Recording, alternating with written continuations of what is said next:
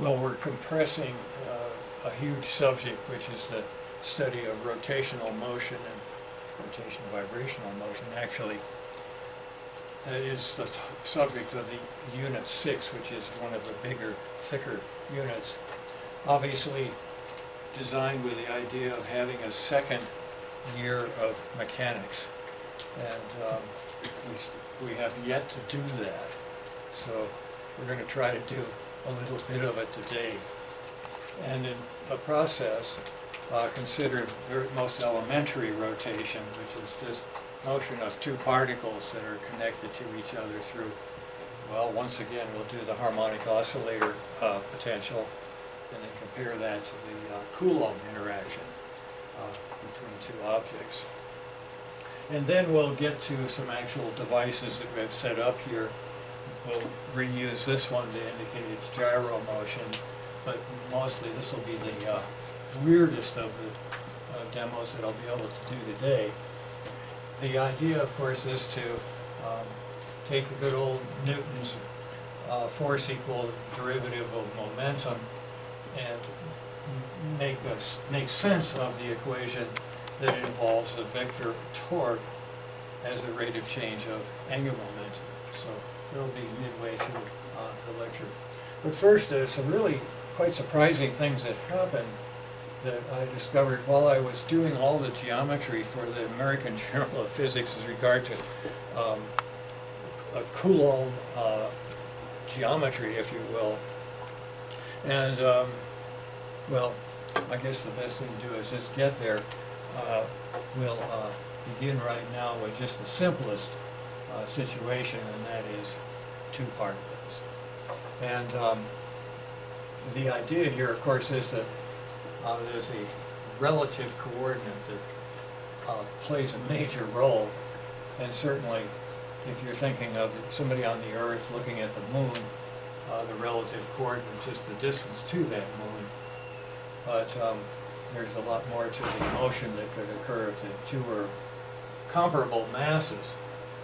Now, this coordinate transformation to get the center of mass now, not center of momentum, which we started this course with, but just literally the center of gravity, if there were any gravity present. The idea of a weighted sum of these two vectors, literally weighted by M1 and M2, is the key idea. And the inverse of this transformation, that is getting R1 in terms of the relative coordinate and the center of mass coordinate, is just this with a plus sign and that with a minus sign. So that's a fairly easy step. But there are really two ways to treat that problem, the problem of handling the motion of two objects that are engaged through a force field of some kind. And I discovered as I was playing with the geometry and trying to extend it to a pair of particles, that there really were two views that were involved in various ways of doing this, but I'd like to call them the geometric view, as a view that you would have if you're looking on using a relative coordinate or relative distance as your main variables, or variable that's a function of that. So this would, like I say, it's geometric because it's the idea of Ptolemy's view that the Earth was stationary and other objects were dancing around at the around the Earth. It's Copernicus, the great Polish astronomer, that said, no, you really ought to consider the thing from a view outside. And so I want to compare this. This is the one that let me do some geometry with the two particles, some of the neat ways of seeing the collisions, and then discovering that with the Coulomb fields, things go pretty crazy. So the basic idea of this, let's go ahead with that first. And the idea is that if you take the sum here of the force on 1 due to 2 and the force on 2 due to 1, and the idea being that whatever that force is, it will, in this case, cause the mass 1 to accelerate with its acceleration. And here the thing is looking at it from the point of view of number 2, who's going to be accelerating using just a simple F equal ma. The idea is that some of these things should be 0. This is basically, this cancellation is really just momentum conservation, clean and simple. And the idea that these, this equation here, the acceleration sum, should be 0 for these, regardless of what the isotropic force is. And that's all we're going to be talking about in this particular go-around here. So, idea of having something called a reduced mass is a key idea with this particular view of the dynamics. And the idea of taking a sum or a difference gives you a different set of equations. A sum, fairly simple thing, but the difference, I go there and take the difference of these two right here, so that I have the force here minus and minus, which is plus. That gives you an equation involving 2 times that force as you take this difference right here. And then you work out what the equation is for that motion carefully. You discover, first of all, twice the force here, but you can reduce that literally to an equation that's an F equal ma equation, where the m now is this thing called reduced mass. And okay, that's pretty good. This is very standard fare for introducing 2-particle mechanics. And the next step here, you see, will be, here's the actual derivation. These things cancel, some of it cancels anyway, and it gives us this equation right here, which involves this mu, product of the mass divided by their sum. Or you can write it another way. Inverse of this thing is the inverse sum.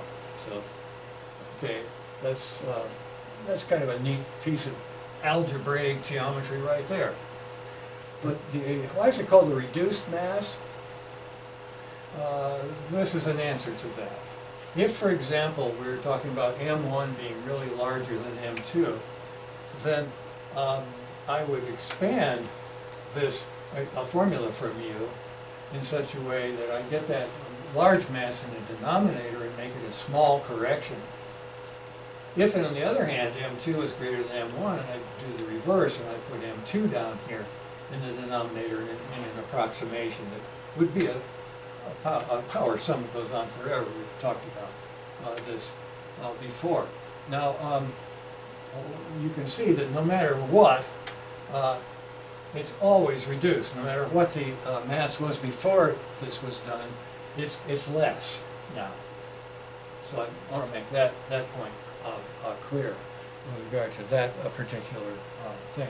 Now, the difference between what we would normally do with all of this and the Copernican view, this thing that turned out to be just what the doctors ordered. If you want to do a geometrical construction of the orbits as these two either go around each other or scatter off of each other, that is where we, instead of dealing with a reduced mass, now we're in territory you don't find in the other text. Here we're talking about reduced coupling constants. And we kind of leave the masses alone, just M1 and M2. We'll do what they do for each of these things, and we'll be working with this sort of this equation. So each particle here is going to keep its original mass, M1 or M2, but it's going to feel the force having a rescaling of its coordinate, the coordinate of that force. In other words, the coordinate of that particle. R1 or R2. So when you do that, it looks at first like it's pretty complicated. For example, if I'm going to do the Coulomb interaction between these two things, then I'm going to replace the Coulomb constant that I would only have one of up here with two of them. One of them smaller and one of them larger than it was before. And that's the formula for doing that. And then here, with a harmonic oscillator, I'm going to replace the constant, that single oscillator constant, the spring between these two masses, with, again, two constants, but the formula is a little different here. And this one uses the inverse of the reduced mass, whereas this one uses the square of the reduced mass in the numerator, okay, and has the mass squared on the other in order to keep the dimensions right. So what this lets us do is draw the geometry, and this is a very simple case here where it's an attractive Coulomb potential and an attractive oscillator potential. But here is this guy going off on his own tour, making a Coulomb ellipse, and while this one is doing the same thing, I'm going to very quickly go ahead here on both of these screens. I hope our IT stuff is working well enough. I'll go ahead and just do this in the CM frame. That's the frame that would have these things more or less staying together. And I'll do the same thing with this one over here in the CM frame. Now, you can play with this for other frames, but all that's going to happen is it'll do what it's doing here and dance off the screen. I'll just resume this one, and I'll have to resume this one in a minute. But anyway, here you have a quite different sort of situation between the two. The Coulomb interaction between two particles could be an electron and a proton. It would never be probably that extreme, but we're doing some pretty fancy experiments with atoms that would involve motions that are what we call Rydberg motions, particularly if instead of electron you use a muon. All right? So there's all kinds of weird physics that goes on just with this very simple stuff we're talking about here, two particles interacting with each other and making things. Now, you see, this idea is that with two particles, the geometry of one of these is just rescaled from the other, but they come out and they sort of pass through each other as they go through the center. With that one, they just sort of do a nice dance. Harmonic oscillator is so much simpler than a Coulomb thing for everything, and this gets a lot worse. That one we won't take to extremes, but this one we will because it's part of our physics. Okay, so let me go ahead and pause this thing and this thing so we won't waste CPU time, and come back to continue the lecture here. Now, I said we had to have a different coupling, a reduced, you might say, quote unquote. It's not always reduced, sometimes it's increased, depending on whether it's the oscillator or the Coulomb case, okay? But when you do that, it better work out, for example, that the harmonic oscillator periods are the same. And indeed they are. Those rescaled things obey that. Coulomb orbit periods, also that 3 has power, has to have just the right constants in there to make. Both of them have the same timing. And also the geometry matches. Lattice radiuses and epsilon eccentricities, they have equal. That's kind of goes with the geometry working. So they're equivalent orbits that we're dealing with here. Energy values. Same proportional relation as the axes. Energy values here. Similar sum relations. Okay, that's what comes from being very careful with this tometric view. Okay, so the tometric view is what I'm going to use, and at first it'll be in the center of momentum, and it will be between equal particles.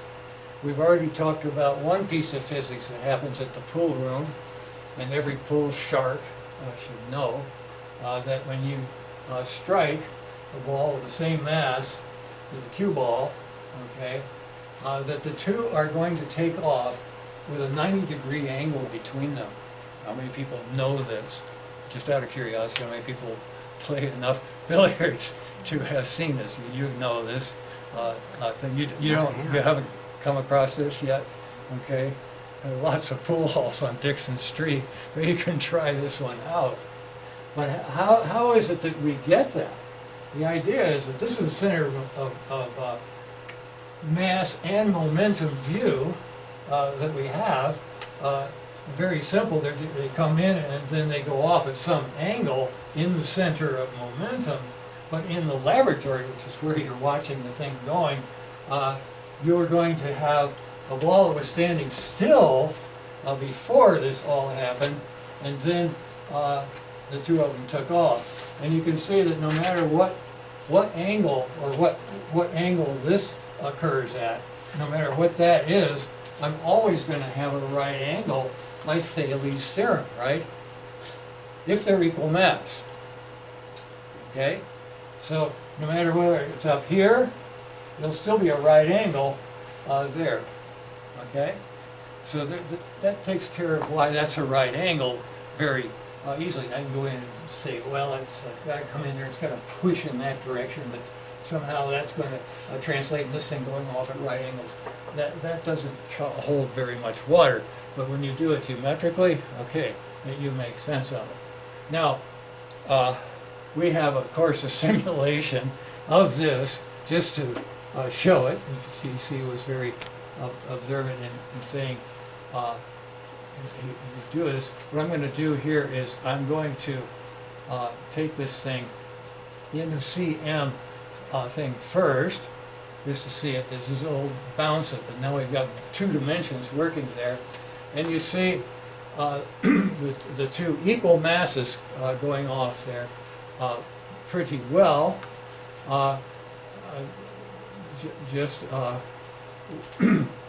Now I'm going to take this into the laboratory. Let's go back here. That's what I really should have just done immediately. Let's go ahead and see this on the surface of the pool table. Do I have it here? Lab frame, right? That's what I want. Okay, so here he comes. Bang. And there's a nice right angle there, which, of course, is going to be something else if I go up here and make one of these masses a little bit different. Now, in order to do that, you got to go way down here at the bottom. I'm going to make M1, the guy that's driving the thing, just a tad bigger. So I'll drag him out here to say, well, tad, I didn't want to make it too much. 1.4, okay. That's enough to make a noticeable difference in this thing. So let me go ahead and restart this. Here we go. And you can see, or it should be obvious that the angle is a little different. Now let's see what mass we got here. We got 10 and 12.9. Okay. If I make that even more so, a difference in the masses, let me pause here and do controls and get back down there and give that thing a little bit more oomph. Instead of 129, let's go for something like 4. Okay. See how that works out. This should show it pretty clearly. How much narrower? Okay. Hardly deviates at all, right? Okay, so that's a pretty good example where this 90-degree angle would happen. Well, over here, the way we tackle that is we have different circles, not the same circle anymore. So now when I do what you have to do, transform from center of momentum to lab frame, okay, this is Galileo speaking here, supposedly, just subtract the CM0 motion from all of the velocities. two components here, and you make sure that you do that subtraction correctly, and then it just brings this thing over here. So we bring it over so that we kill this velocity completely. The number 2 particle is just sitting there, and then along comes this guy, and they scatter, say, by that angle. Well, this is what's going to show up here. And this will not be a right angle, as you can see, because the circles are different. All right? Okay, so that's a very simple construction. It's virtually in any textbook that does collisions to compare the CM, center of momentum, center of mass, to lab view. All right. Now, if we're thinking about a Coulomb Rutherford experiment, in which we have, say, a larger mass here and a smaller mass right here, and of course that means that the larger mass has a smaller radius by the same proportion to the smaller mass's large radius, and we're going to once again do this in the lab frame where this mass here was stationary to begin with. That's where it was in the velocity diagram. And here comes the Coulomb. That's the one I want to play with a little bit here. So the idea was that if I was going to be so good at getting geometry to work for orbits and then collision orbits, I should be able to find out by geometry where's the starting point for this mass in the lab frame. Lab frame being defined as the target stationary, right? And then the particle is going to scatter off that is coming from some great distance, and we should be able to do the geometry of that. We've got the velocity geometry, but what about the position geometry? That's where things go crazy. Okay, so that's the thing I wanted to show. That is not in any textbook I know of except ours. So this is out of that textbook, in fact. This is the article which describes that. And we're just picking a particular case here with the number 2 particles stationary and the initially, okay, and the initial velocity right here of the thing that's in the particle beam, the targeting particle. So there is something that's really difficult. Remember how I said that the inverse of the complex variable was the weirdest of all of the monomials you could make. Okay, of all the powers you can make, this is the weird one. This one is the one that does not yield a polynomial or a power law. The integral of t to the n equals -1. Okay, it's a logarithm of t. Now, minus 1.0001, you can use the old calculus formula for a power law. But if it's right on, it's got a logarithm and it's going to cause trouble. So this is the situation for the lab frame done to completeness. That is, the whole collision is now being described here. And I say the scattering begins when both particles are infinitely far to the right. Now that's kind of weird, because the idea being that this particle right here is going to come through here in just a few seconds and take this particle from here all the way down to here. But the truth is that the Coulomb field has this infinite, shall we say, expanse to it, and what this is all spelled out in this sort of log of the collision. The heavier particle is way down there at rest, and then it's very large distance, not infinite, okay? Let's just say down to Springdale, and the other particle is way out in the middle of the Gulf of Mexico, or somewhere a good distance away. And what's happening is that the heavy particle is creeping up here, and finally 1 year before the collision actually happens, this thing shows up in this frame right here. okay? And then it's 1 year, months go by, then weeks, then days, then seconds go by. This is a logarithmic, just the integral that you get because of that is happening here. So the basic idea is when this thing first shows up here, the other particle is still over 100 miles to the right, okay? And it takes it basically a good quarter of a year to go from there to the collision. See? And then when it happens, the great day when this collision actually happens, it's through in a few seconds. That's what you get if you try to do the details of two particles with a Coulomb field between them. Isn't that bizarre? That's the way nature is. Now, what keeps this from making a Rutherford experiment totally ridiculous? What keeps it at is that there's an electron cloud that screens that repulsive gold nucleus. Until you get inside that, then you feel the alpha particle feels the Coulomb field. Still a tremendous distance to go in nuclear terms. The nucleus, remember, 10⁻⁵. And there's a problem that you'll do, says Rutherford didn't get very close. But he got close enough to show that things are pretty small in the nucleus. Okay, so that's you know, this is a part of this paper. The other thing is that when the next thing I want to say, can I show where the asymptotes are in this thing? No, I can't do it. They creep forever, getting logarithmically smaller.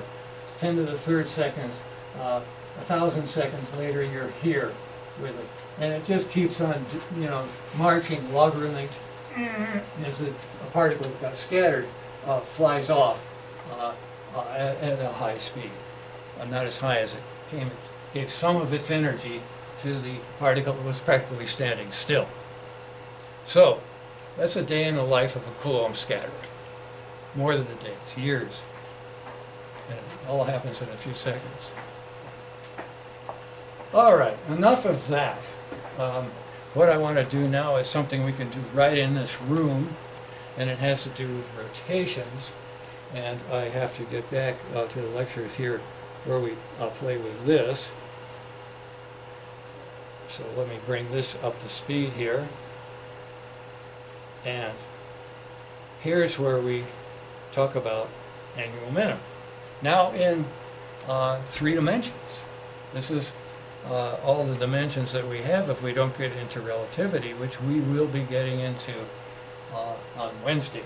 So we're going to be breaking from this nice low speed stuff here and very particle-like and get into waves that show us what relativity and quantum theory are. But right now, I just want to go ahead and review quickly the idea of angular momentum having a cross product, and then the thing that we call torque turns out to be also a cross product.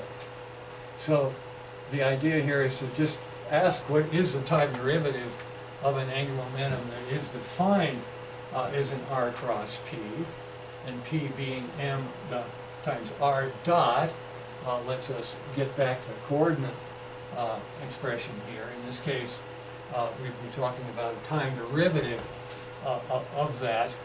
In this case, due to the force on that, which gives us a mass times acceleration, sum over all 3 Cartesian coordinates. And the basic idea of having this, being able to write this thing in some sort of simple way. The idea of having a r cross, and then this would be the applied, say the applied force, and then there'll be other forces in there that you have to sum over, because presumably if this were a more than 2 particle body, but even if it was just 2 particles, we've got to consider whatever it is that's holding this thing together. So at this point, we're not going to be playing with Coulomb fields or anything like that. we'll just assume that there's some sort of force that locks these things in to make a body that doesn't move too much, just vibrates a little bit maybe, a molecule in other words. And there are these constraint forces that kind of look like they're going to mess up, make this a horrible equation, but that is what happens is you sum all these up, and I'm just talking about 1 to 2, 1 to 3, and 2 to 1, and 2 to 3 have to be accounted for. And when you do that, as long as the forces are directed directly from one particle to another, they sum up perfectly to 0 and let us have an equation that's really simple, where n is just the sum of these r cross the applied force for each of the 3 particles that we have here. So that is a really neat thing. Now, having the formula and then having it in your head so that you can use it to see what would happen when we apply a torque to any of these objects that we're going to play with today is a key part of this. So the geometry here is geometry for the brain, so that you can actually get a visualization. You all have a pretty good feeling what happens when you have a force that makes a momentum take off. But what happens when you have this thing called n, this n that's a cross of an applied force with a coordinate, a lever arm, if you will. So the idea is to be able to understand good old right-hand rule and apply it so that I can be as comfortable with this equation as I am with this one. So far, the only thing that we've done so far that makes use of this with a flying stick, right? And the pool ball, that was pool, other thing in the pool hall, the pool ball comes up and at 7/10 of the diameter bounces right back without skidding. And I forgot to mention, it also works if you are using your cube and you hit right at 7/10, that ball will go without skidding, which can be useful if you're trying to do a precise shot of some kind. Okay, but in any case, now I'm going to be dealing with some equations that are applicable to an object that when I was just out of high school, I was making these things. And this one is a particularly deadly boomerang. It's aluminum, okay? But boy, you can really throw this in some interesting ways. In any case, the idea of this is, and this is where the gyroscopic motion takes effect here, is if you throw the boomerang so that it has a rotation, that is, it's going like that, and making a sound that is, we're going to hear on a song that we'll play, it goes, that, the whoosh is, the thing is translating, but one of the wings is going faster than the other. That's the one that goes whoosh. And the other one is going backwards, so maybe not having much of a wind going across it, depending on how much spin this has relative to the translation that you've given it. Okay? So the higher aerodynamic lift, the right there, then a lesser aerodynamic lift. Now all of these have been filed off to be airfoils, so that's what makes this particular boomerang particularly efficient. But in any case, the result of that is, and you use your right hand, more going this way than going that way. So what I've got here is definitely a torque out of the screen if the boomerang is going into the screen, like that. Okay, so there is a torque right here, okay, that's going to get a hold of the angular momentum. Now, where is the angular momentum? Well, I threw it like this. That's positive angular momentum by the right-hand rule. Okay, so there's the L vector.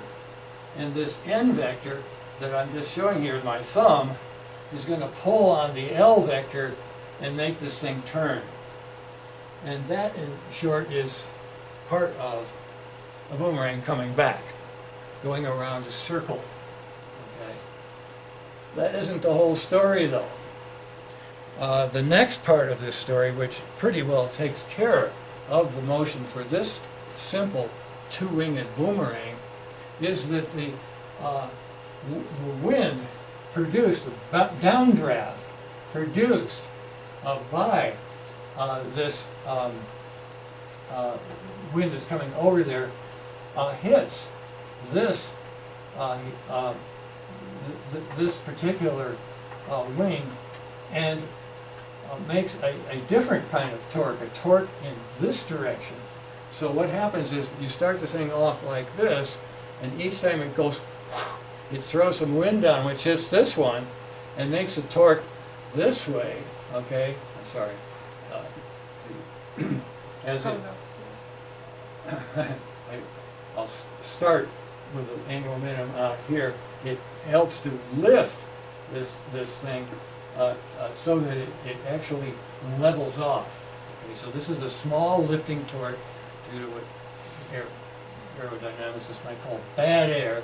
The air produced by a whoof of the leading blade hitting the trailing one, and that leading one then becomes the trailing, and so on. So it's more or less continuous, and it causes this thing to come down. So what we end up with is a piece of metal that you can throw. This is 1965, it's a century ago, it seems like. The record for this is to throw it and have it stay in the air for 18 seconds. This piece of aluminum stays in the air for 18 seconds. Okay, most of the time like 15 seconds, but we got it up to 18. One really dry day when the air was heavy, those clear, crystal clear days where the air, there's no water in the air. The water's a light molecule. It's all oxygen and nitrogen. You get some aerodynamics going. It works pretty strongly. Now, at the end of this lecture, I'd like to play a song that I just love. This was a very popular song and it's been copied by many artists. It's basically Charlie Drake, 1961. This is a few years before I did the Boomerang. My boomerang won't come back, my boomerang won't come back. I waved the thing all over the place. I practiced till I was, they used to say black in the face. Well, we got rid of that. But blue in the face, I'm a big disgrace to the Aborigine race. My boomerang won't come back. Okay, so that's the song. We'll hear that at the end of the lecture. You have that to look forward to before we go through some complicated stuff here. Yeah. Could you just go through a real slow throw and release, because it's sometimes non-intuitive. Right, that's why I say mock. Yeah. That is sharp. Yeah. Because it's counter to, I've seen a lot of people naturally throw it backwards. Yeah. And then look for this. I mean, I even have it so it doesn't cut your hand, but you have to wear gloves for this thing, really. Okay. You just let it go. And you'd think it would just dive into the ground, but no. And if you do a three-winged one, it turns immediately and goes the other way and does a figure eight.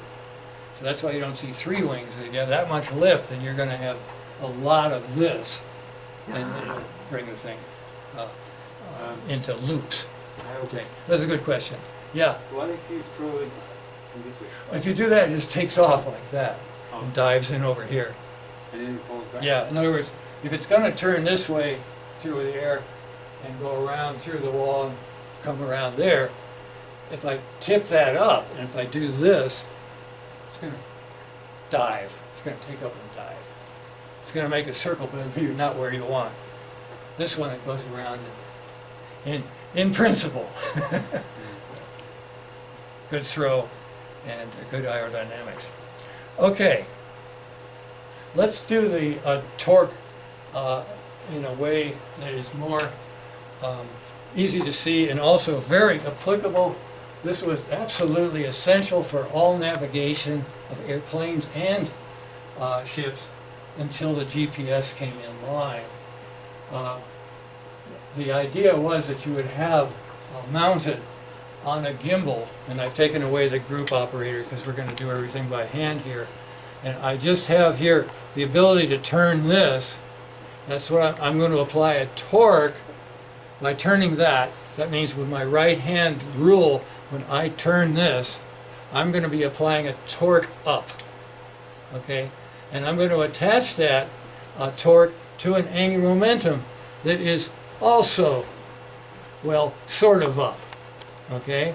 So I'm going to get this thing spinning with right hand rule, okay? And the bearing's good enough, it goes for a few seconds, okay? So I go here, and then I apply a torque, and it brings it up, okay? If I do the same thing and apply a torque this way, okay? That is, if I turn it this way, but still put that on there, okay? So I get it going like this, and then I apply a torque that's there, turns over, okay? It turns down. Now, if I can get this thing going really fast, you should probably be able to see that what really happens is it goes past the top. So I go this way, it goes right past the type and tries to come back. That's called hunting. The gyro's hunting for the North Pole if the rotation that I'm applying here is just due to the Earth's rotation. That's the way a gyro compass works.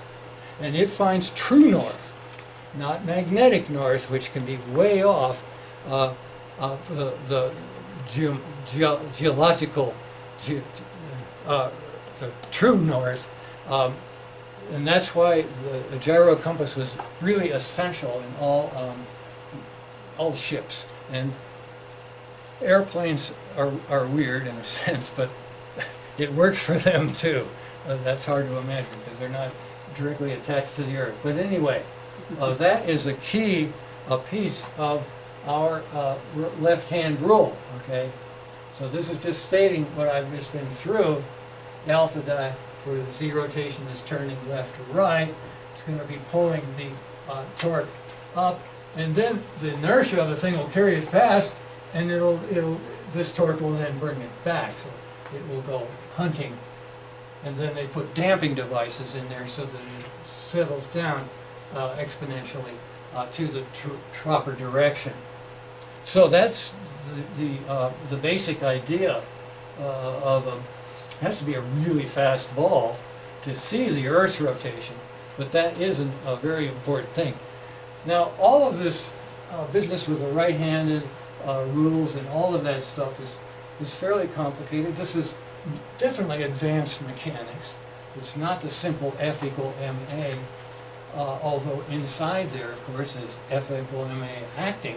But this is a way, I say this is an analogous, you see, to the tendency for a spin magnetic moment, like what I've got going right here. If I turn on the air so that I can make this ball here rotate, and what I will do is I will just start it off nicely right here, just get a thing, but it has a magnet in it. Now it's a little bit off center, so it starts to wobble a little bit, but let me go ahead and turn up the power here, and you can see the magnetic field, which is due to this coil, coming out of there and making this thing precess. So here's the closest thing that's really physics to showing the spin vector doing its precession in our SU2 systems, right? Our spin-a-half systems, right? So this complicated torque analysis here, you see, is the only mechanics that's available to those two-state systems, in particular spin up and spin down. Just this thing. Now you see right here, if I let it here, it oscillates because it wants to pull the dipole in this direction. But when you put the torque on it and it has angular momentum, then it just turns. Apart from the precession, and we'll mention a little bit about what that is shortly here. Okay, so that depends. And then of course you can turn the field up and down and get some pretty crazy motion, just like you can by changing the variables on our cyclotron thing. Okay. We've got more to cover, so I'm going to leave this if you want to play with this thing afterwards. You're welcome to. We're going to see something that's even weirder, and that's this thing, and it doesn't involve any magnetism at all, or even gravity, really. Okay, so let's see if there's anything else. This precession, of course, we've been doing in order to study coupled oscillators. All right. This is an interesting rule. Another way to understand this thing is from the quantum mechanics that we're going to be getting into. If you think of these things as all waves, gyros tend to line up so that they are rotating as much as possible with whatever is closely coupled to them. And that means if I'm closely coupled here to my thing turning, that gyro is going to line up with that. That's another way to think about it. Okay. It's semi-quantitative, of course. The cross products are absolutely essential, as they will be shortly here. Now I want to get this guy ahead too, because I'm going to be doing stuff that requires a closer look. Here's where we get to see one more time the geometry of the ellipsoid. Now, so far in chapter 12, we had the geometry of a velocity, a Lagrangian ellipse, not an ellipsoid. It was only 2 dimensions, right? And then there was a Hamiltonian, right, that had another ellipsoid that instead of being tall and vertical was fat and short in the dimension. This one was long, right? That was the only difference between the Lagrangian and Hamiltonian. Then there was that weird thing that was halfway in between as a circle. We don't have that weird thing here. Here we have we're going to have a 3-dimensional ellipsoid following a device here that I imagine has been put in a bearing, but the axle's bent. That's what we're going to quantitatively discuss here. But again, lots of cross products to deal with for each of these. The velocity due to an omega is simply omega cross whatever the lever arm is for that particular particle J. In this case, we have one particle here. We'll ignore the mass of the axle. The angular momentum is r cross the momentum, linear momentum, okay, for each particle that might be in this vise here. We've only got one, but we got lots of dimensions for that, so this is going to get complicated pretty quickly. So anyway, r cross p, well, r cross omega cross r is what we really want. And I brought the mass outside here. So it's this triple or double cross product, which reduces to a dot product with the last 2 factors, and then a dot factor for the first 2. This is epsilon tensors at work. So I won't go into those again. We've talked about those with regard to Maxwell's equation, so I'll skip that. But in any case, once you've done this transfer of the crosses into some nice familiar dots, you get an expression that becomes a tensor, an inertia tensor. That's what this is here. A product, just a direct product, outer product you might call it, of vector r. This is the dot product right here, and it just multiplies the unit operator. But this guy's a matrix with 3 by 3, that's 9 components altogether. And then an extra stuff on the diagonal here. So the off-diagonal guys here are from this, and the on-diagonal is from that, and wherever this was equal to this. So this would be x squared plus y squared plus z squared minus whichever component you were interested in at that moment. So the basic idea is that the angular momentum that's associated with this angular velocity is given by a fairly simple formula, but this is just a direct multiplication of matrices, and this is the inertia tensor matrix that we need in order to figure out what kind of angular momentum we've got here, and also how much torque do we have here, because this angular momentum is going to be flailing about just on the opposite side of the omega axis from the mass. And obviously the bearing has to be very strong to hold something like that down as the speed goes up.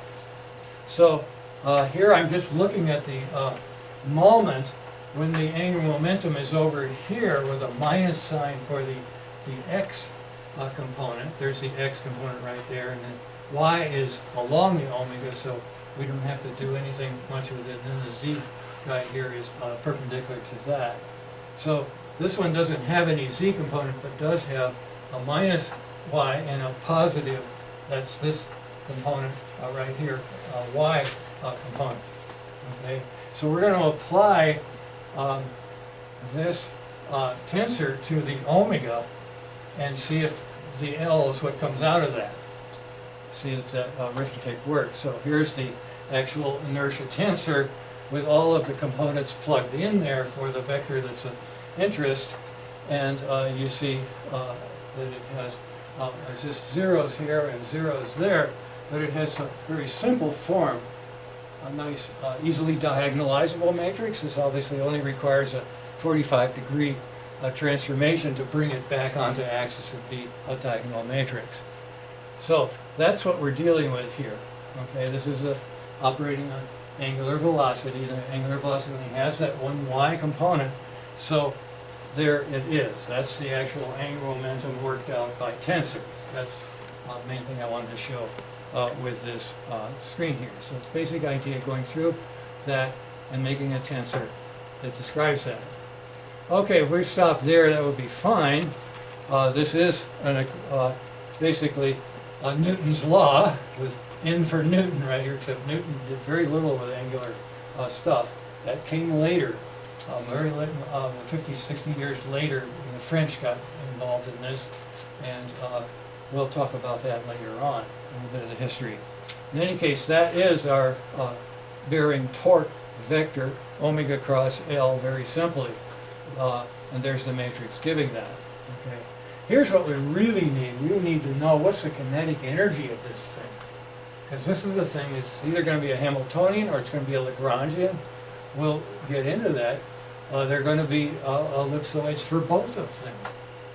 And so here we go with 1/2 mv squared summed over all the components.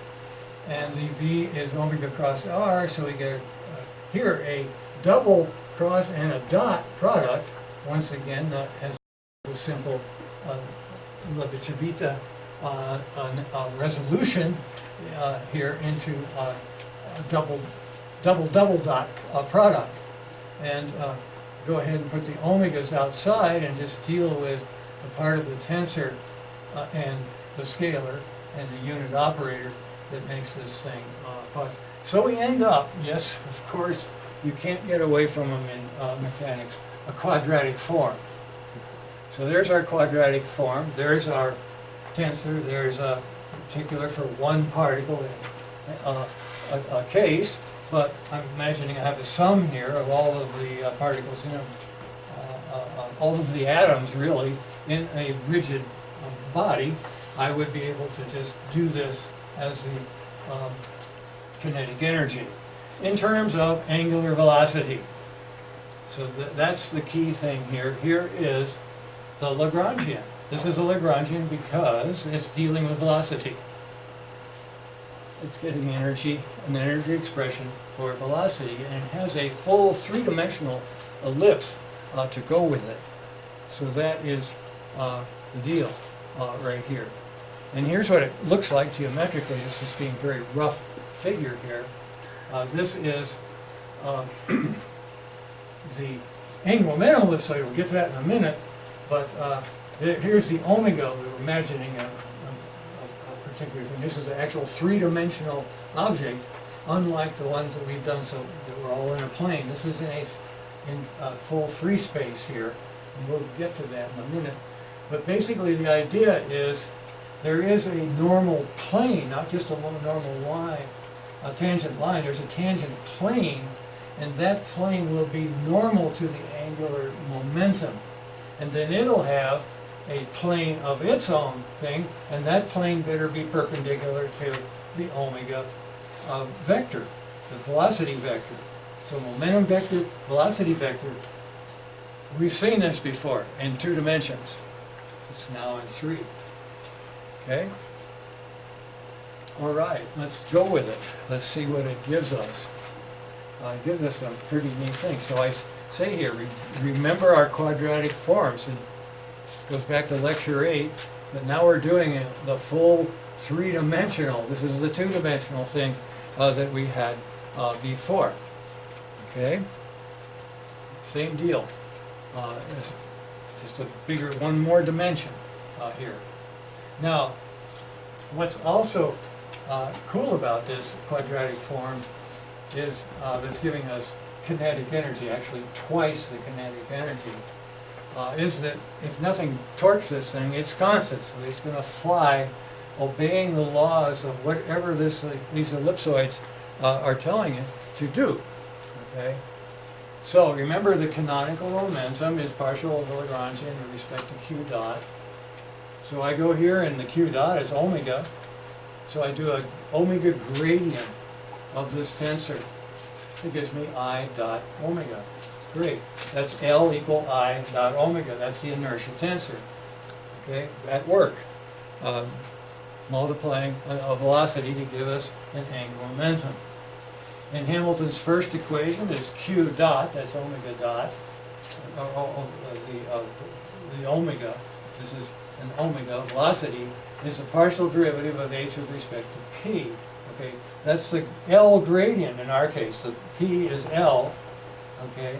So you take the gradient of this thing, and now when I write this thing in terms of L, it's going to have an inverse a matrix there. So this is omega equal I inverse of L. Well, that's just the inverse of this equation right here. This one is omega given in terms of L. This is L in terms of omega. Okay. So that's pretty much all I need to say, except now we've got to actually see what kind of motion do you get with an ellipsoid that obeys this being a constant. Okay. All right. Let's bring this up to speed here. Yes, in the body frame. Okay. Momentum L will be seen to be moving along lines. Why is that?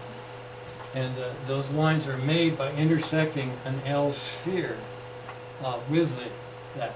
Now that took a long time.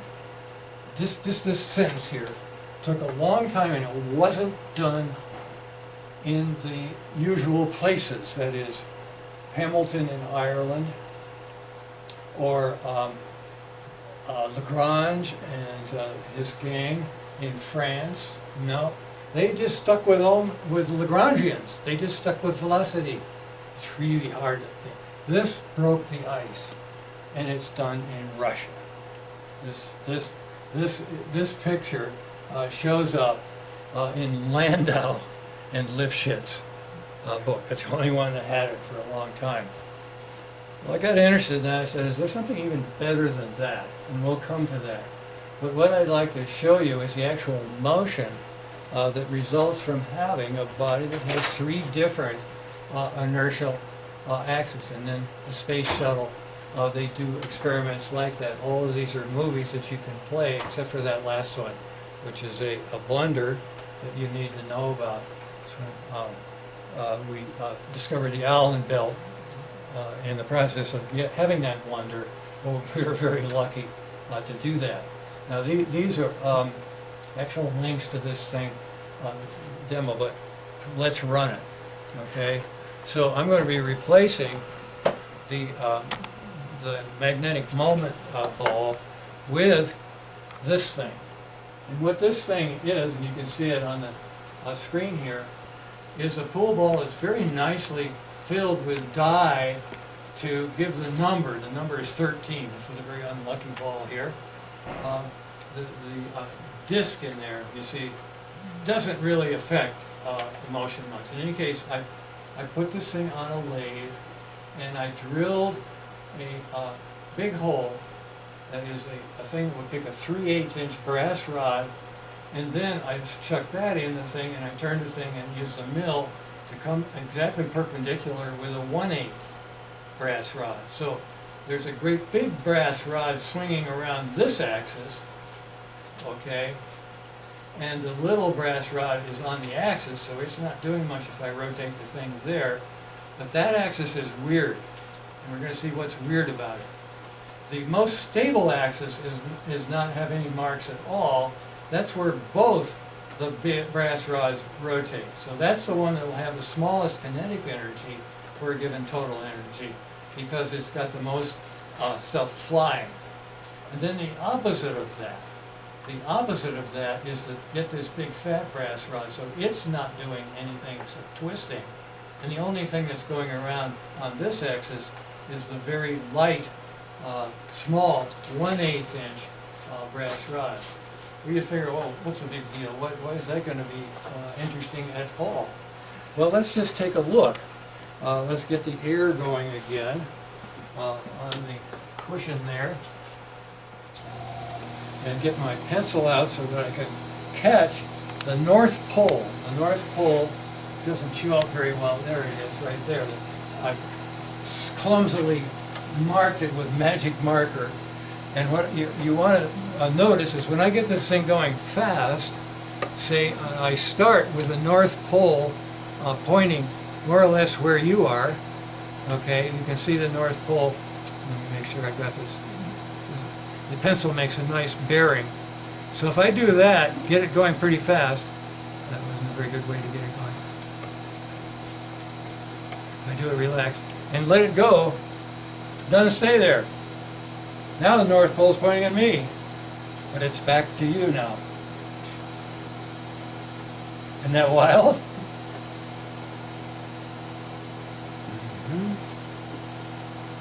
Now there are all kinds of things that do that. Tennis racket comes to mind. You can bet somebody they can't throw a tennis racket and have it go like that. It will always twist, almost always. There'll be 1 in 100. You'll get it so that it's on a separatrix, a hyperbolic point, and right on it, as close as you can imagine getting it, and then you will get it to behave the way you might expect, but then on the next try, the next rotation, it will be gone. I'm starting South Pole up. Looks like it's going to stay. Oh no, here comes the North Pole. Now it's back south. Now it's back north. Okay? So most of all of this stuff was stuff that I put together from the web. Let me go ahead here and just start the one that has to do with the space shuttle. And I always thought that they asked for experiments for the space shuttle. There wasn't anything you could do. I said, hey, do this experiment. And now finally, just a couple of years ago, they did it, but by accident. And we got to get through this and see if I can skip ahead. Here we go. So all he did was undo the plug for the radio separator.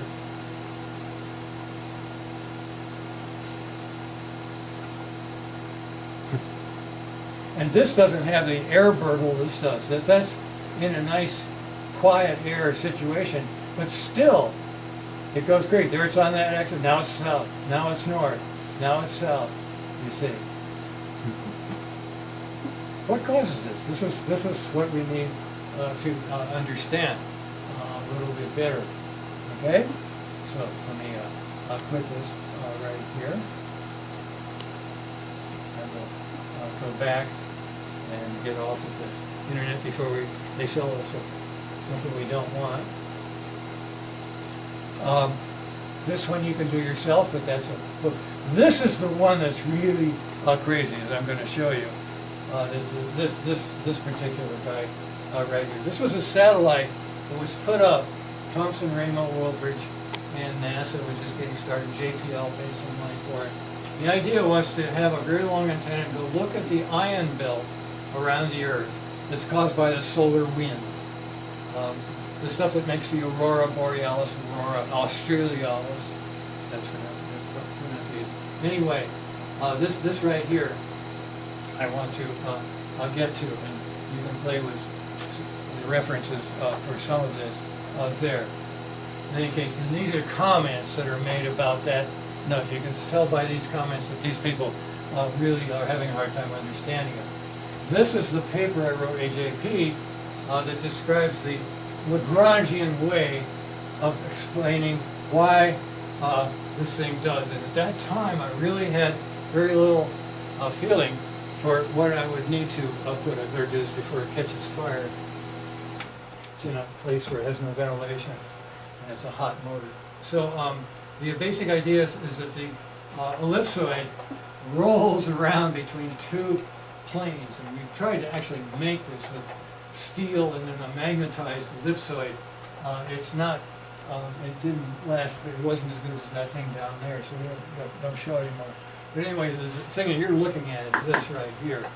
At least it's a basic idea, which has elliptic functions, really good elliptic functions that we talked about before when we just did a pendulum that was upside down, and let go upside down and made phase space that was very jerky. So that's all the algebra and stuff. I'm not going to make a big point of that. But what I am going to make a point about is this early blunder. And the idea was that they figured the best way to aim a spacecraft is to get the thing so that wherever it was pointed that you wanted to look at, the satellite would point that way. So they got the satellite spinning, okay? And they had antennas flying out from the side of it with centrifugal force, all planned, right? But not planned intelligently, because this is the high energy state of this rotor. And what happened was it started doing that, and then that just made it worse. And each time it did this, it got lower and lower in energy, and then got going fast, so that, and pretty soon the thing was just tumbling end over end, which it appeared was the end of this very expensive, and there was no more extra money to do this again. At that time, we didn't have that kind of money. So this is something that's in Rick Heller's book, and it's something that I knew about this when it happened. I put it in a paper as an example, okay, of what not to do. Now, who do we have here? We have some pretty smart people.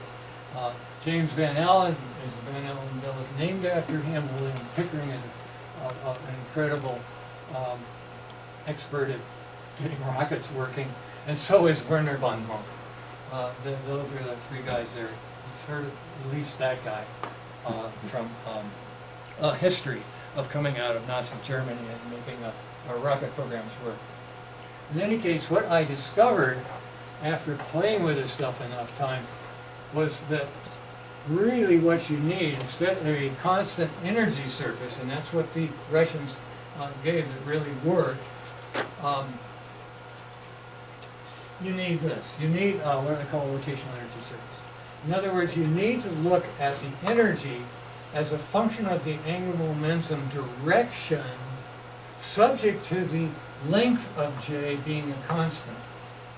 And that's exactly the situation you have when I take any body and throw it into the air like a water molecule. And here the water molecule I will try to spin not the way it's stable. That's very stable. This is even more stable, the boomerang throw. Nothing remarkable, but try to go this way. Try to make it go this way. Okay, that's okay. But boomerang, let's try that. If I can get it to work here. Actually, it isn't. I misstated. This is the one I want to try to do. Okay, so yellow that way, right? And that was a bad throw. Try again. Try again. And it associated. But the idea is a water molecule that makes your popcorn in a microwave goes through that sort of motion fairly regularly. In any case, what this does is gives you the locus of the angular momentum vector that is not changing in length, but boy, can it change in direction when it gets there. So if you put it right there, that's a saddle point. And if it's the slightest bit this way, it's going to go off and go around that way. If the slightest bit this way, it's going to take off and go around this way. So it's very sensitive when you put it rotating on this north-south pole thing, which is the intermediate axis. This is high energy. If there's any wiggling or anything, you're going to start getting out of that and coming down. And as soon as you get near this, it's just going to explode down into the valley and sit there, rotating what they thought was uselessly. They thought that it was the end of their experiment. And it's even true when you just have slight changes in inertia. When you have almost symmetric, but not quite symmetric, it's still an unstable place, and it won't hang there, won't rotate there stably. Now all the rest of this is what came out of doing that. Now we do surfaces for molecules in order to see what the quantum states are. And the quantum states are just obtained by doing a really stupid thing, and that is making the length what quantum mechanics tells you it would be. It's not j squared, it's j squared plus j. That's j times j plus 1. It's the value of the length here. And then that coupled with the actual quantum values of 10, 9, 8, 7, 6, 5, 4. This is an angle in j equal 10, making a diagram for us for the actual quantum states for the rotation. Now this one is a symmetric top, doesn't have, its seripetrix is closed, it's just an equator. But for something that's like that, a water molecule, that's very close to the rotation line. So you've got your unstable thing right here. And that gives you a spectrum that looks like one kind of motion here has a separate levels, and then another kind of motion for going into the valley. So that is just a picture of something, and you can read all about this in a thing. Now, for molecules like this, you've got a heck of a lot of symmetry, and I actually tried to make one to go on the air question, but I never successful in getting a fraction of a 10,000th of an inch that would be needed to make this thing do the incredible dances that occur with this, what we call spherical top dynamics. So this molecule, sulfur hexafluoride, is, well, it's in every transformer box mostly. It's a very stable dielectric. And these are the energy levels for it that you can see if you have really high resolution spectra. You can actually mark that off. And this is some of the stuff we talk about when we do our group theory class. Now the rest of this is more to do with what made that top precess. And there you have a situation where something rolls on a cone. That's the geometry that's associated with just about anything that has a spherical symmetry. And I realize I don't have very much, but I'll just take a pen here and I'll spin it.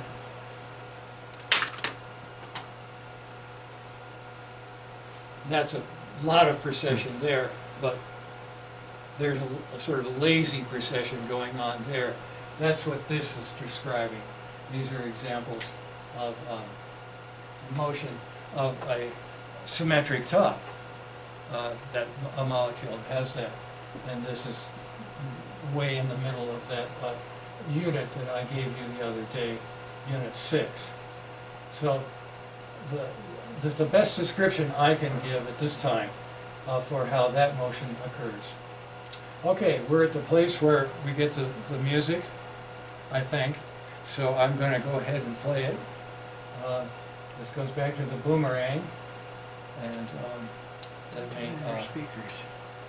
go ahead here. I think this is probably the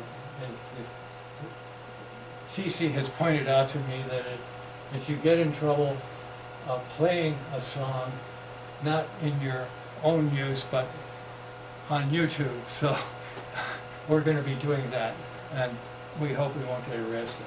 Let's just see if we can get it. We did get a nasty email once, right?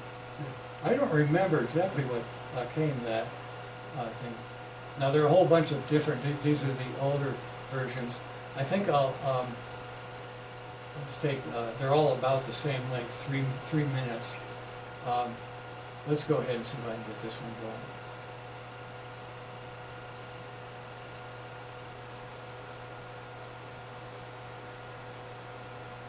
I've got to skip an ad. And then I've got to get the sound up here. That means I've got to get the sound up in this guy here.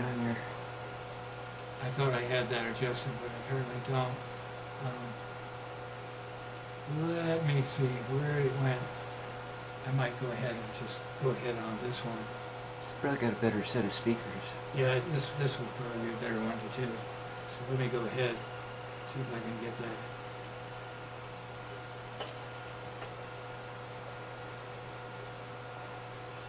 I'll just go down to the bottom here and pull it up and see if I can. I hear it, but it's not very loud. It's And control this, panel. let me setting. check the sound on this thing right here while I'm at it.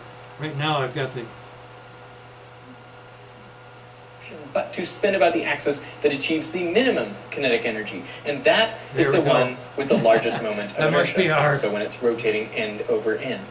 For a given amount of angular momentum, then, rotating with the maximum moment of inertia is the lowest energy state. So that is the state that all bodies will tend towards if they have any way of dissipating their energy. The US learned this the hard way with their first satellite, the Explorer 1. It was designed to spin about its long axis and be spin stabilized. But within hours of achieving orbit, it was rotating end over end. But what happened? I mean, it seems like a rigid cylinder. I just can't get Well, the the other one to problem stop. was these flexible antennas. They allowed the satellite to dissipate two things energy going as they at once. swung back and forth. Kill your browser over here. The kinetic energy of the satellite until it had to rotate about the axis that maximized its moment of inertia. Now, the Earth is just like Quit your this. browser on the It has other ways ear. of dissipating energy internally. Quit your So browser over on the time, other it has computer. come to spin about the axis with maximum moment of inertia. And most I'll quit it and start over again. See if I can get it. Yeah, ghost window. Okay.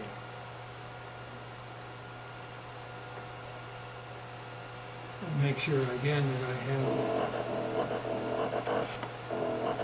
have. It sounds Australian.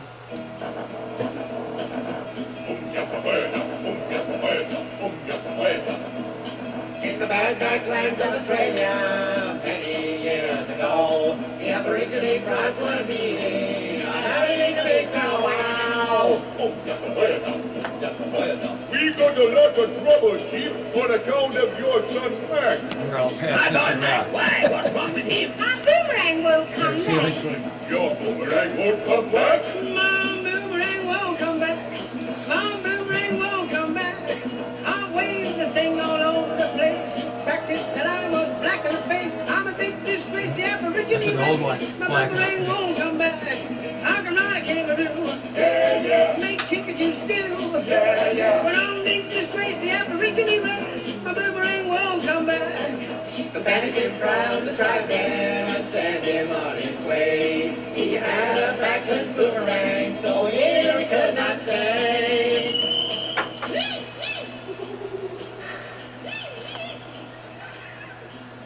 This is nice, isn't it? Getting banished at my time of life. What a way to spend Banished. an evening. Sitting on a rock in the middle of the desert with my boomerang in my hand. I should very likely get bushwhacked. Get out of it, nasty bushwhacking animal. I think I'll make a nice cup of tea. Good gracious. There That's goes the a kangaroo, right? Thanks for the Where's practice your of my boomerang. You can right behind the left ear though. Now then, slowly back. If you throw that thing at me, I'll jump right on your head. Isn't it marvellous? What a land full of kangaroos and I had to pick that one. For 3 long months he sat there, or maybe it was 4. Then an old man in a kangaroo skin came knocking at his door. I'm the local witch doctor, son. They call me George Elfie Black. Now tell me, what's your trouble, boy? My boomerang won't come back. Your boomerang won't come back? My boomerang won't come back. My boomerang won't come back. I'll wave the thing all over the place. Practiced till I was black in the face. I'm a big disgrace, the aborigine race. My boomerang won't come back. Don't worry, boy, I know the trick, and to you I'm gonna show it. If you want your boomerang to come back, well, first you've got to throw it. Oh, yes. Never thought of it. Daddy will be pleased. Must have a go. Excuse me. Now then, slowly back and through. There's the sound. And